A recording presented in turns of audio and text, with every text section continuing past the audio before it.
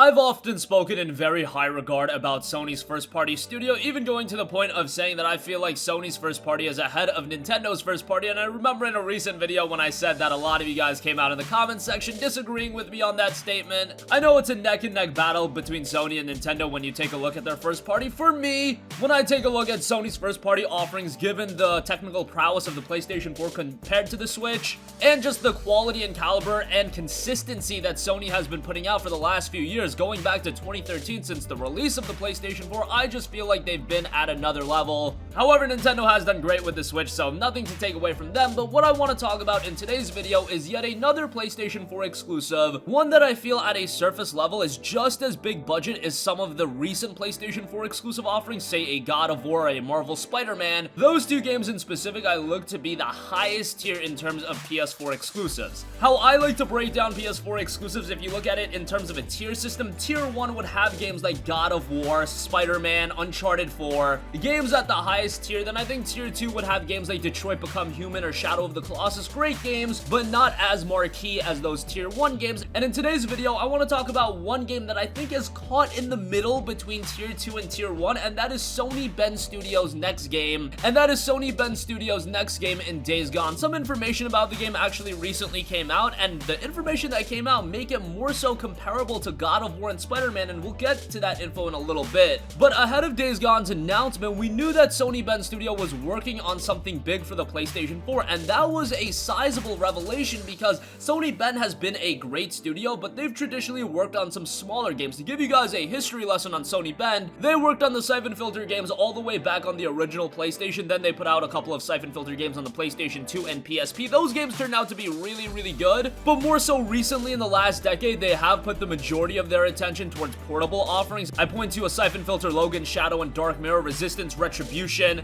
Uncharted Golden Abyss, and Uncharted Fight for Fortune. And do keep in mind, Uncharted Golden Abyss released all the way back in 2011. Fight for Fortune I really don't count as a major release. So if you look at Uncharted Golden Abyss as their last major game, it has been 8 years, yes, 8 years since the release of Sony Bend's last game, and they've been working hard on a PlayStation 4 game, and that was revealed at E3 2016, the game of course being Days Gone. Initially, for a big budget new IP reveal like Days Gone was, I feel like the reception was rather lukewarm. I remember watching the demo back at E3 of 2016, and there was a couple of issues with the game. Namely, I think from a premise standpoint, it wasn't all too interesting of a game. Just from what we saw initially, a post-apocalyptic open world game, yet another open world title, and do keep in mind that by 2016, the market was flooded with open world games, and you were already seeing other open world offerings coming from Sony. I believe at that point, Marvel Spider-Man was already announced. We knew about Horizon Zero Dawn, so yet another open world game. It looked good from a visual standpoint, but it didn't really offer anything new, especially being an open world zombie game. Zombie games were also being flooded in the market. So you take those two elements and you combine them together, and then you show us that demo at E3 2016, and the demo from a technical standpoint was actually a little bit shoddy. From sheer visuals, it was good, but we're talking performance here, frame rate, it just didn't look all too good from that standpoint. Now, they were looking to put hundreds of zombies on the screen at once, a lot of zombies, and it was a chaotic game, so I could understand why an early build was lagging a little bit, but for your initial reception, honestly, for Days Gone, it wasn't all too strong, and I would go as far as to say it was a little bit of a disappointment coming from Bend Studio. But now, a couple years later, we see the game more in action. We're hearing that there is actually a narrative in the game, and the more we see about the game, the more we see that narrative in play, and the information that I'm going to dabble in a little bit, it definitely follows that as well. And best of all, the technical performance has gotten so much better. People actually got hands-on with the demo, and it is starting to look really compelling. And I think what really turned the tide for Days Gone, at least from a fan reception standpoint, was that article and that feature that Game Informer put out all those months ago, where we got so much information about the game. We were told that this isn't just another generic zombie open world game, because honestly, from a Sony first party standpoint, what they've done so well this generation is always innovate, and just to throw out a lazy open world zombie game. And Bend Studio, if they were watching this video, they would get really upset with me constantly saying zombie game, because they go out of their way to say this is not a zombie game. The zombies in the game, and there we go, I said it again, but the enemies in the game, rather, they are known as Freakers, and there's a wide variety of different Freakers, and it looks like there's a story behind why they're there. The story of Deacon St. John, the main character, is going to be a big integral point of the game.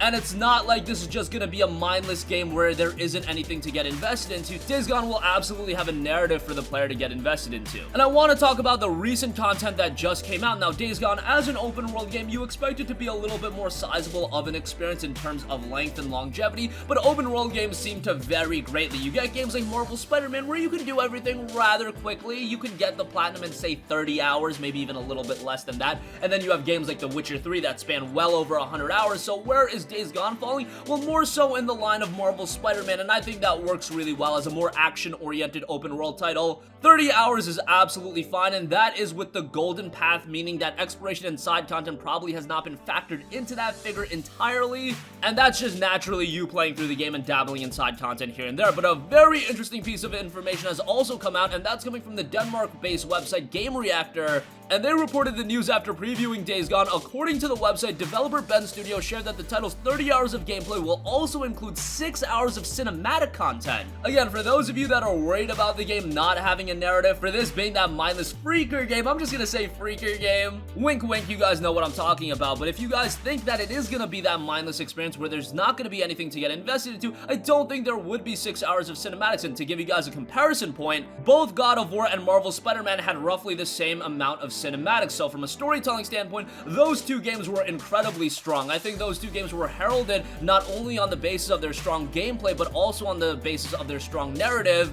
and in the case of both of those games, those narratives will definitely play into future entries in the franchise. Days Gone could be a series that is here to stick around. I think a lot of the lukewarm reception to Days Gone was warranted when it was initially revealed. The game to me just looked like it wasn't going to find a place in the market, but now as the years have rolled on, as we've seen more gameplay of the game, I really do think it's starting to break into that tier 1 of PlayStation 4 exclusives where it's not going to settle into that tier 2 role. And what's great about it is it's being released at a time where there's not a ton of games being released, at least as far as I know. The game was originally scheduled for a February 22nd release, and I think that might have been a little bit worrisome initially when we were told that release date, because initially we thought Metro Exodus and Anthem were going to be released on that day as well, along with Days Gone. You guys know how that story turned out. Metro Exodus was pushed up a week, Anthem kind of ended up being a train wreck, so honestly, Days Gone probably would have been fine with that February 22nd release date if we're just talking about it from a sheer promotional standpoint, but the game was pushed back until April 26th, and if you actually look at the games lineup and the calendar right now, not a ton of huge games coming out in April, and I think that's very important in comparison to a new IP like this being released in, say, the fall. Sure, the game would resonate to an extent and PlayStation 4 owners would check it out, at least a portion of them,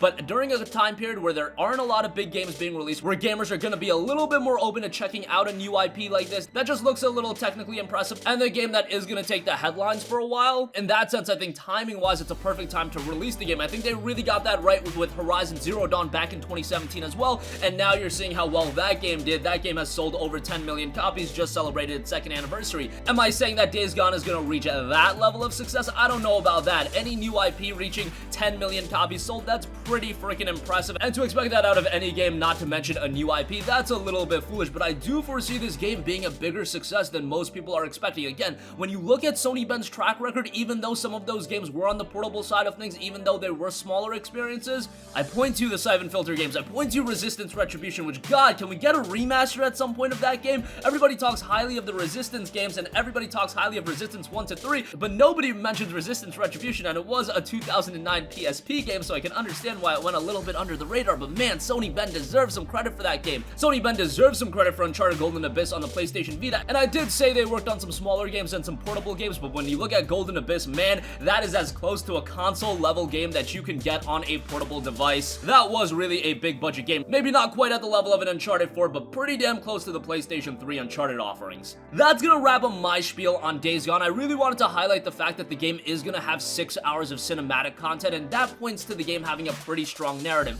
Now, how will that narrative flesh out throughout the course of the game? That's for Sony Bend to figure out and for Sony Bend to deliver us the most compelling experience possible, but given their track record, I have high hopes for Days Gone now. Definitely a lot more anticipation than I had back in 2016 when the game had that initial shoddy reveal. I think it's shaping up a lot nicer, but I definitely want to hear what you guys think. We're just a month and a half away from the game's release, and I think the talk about Days Gone is really going to ramp up in the next 30 days or so. That's going to conclude this video. Sound off with all of your thoughts in the comments section down below. Thank you for watching, and goodbye. Hey guys, we hope you enjoyed the video, and if you did, make sure to hit the subscribe button, and if you're already subscribed, do us a favor and hit the bell icon. This way you'll be notified whenever we post a new video. That's the best way to keep up with all of our uploads, and we usually try to upload 2 videos a day. And with the bell icon hit, you'll be notified whenever we do upload a video. As always, thanks for watching.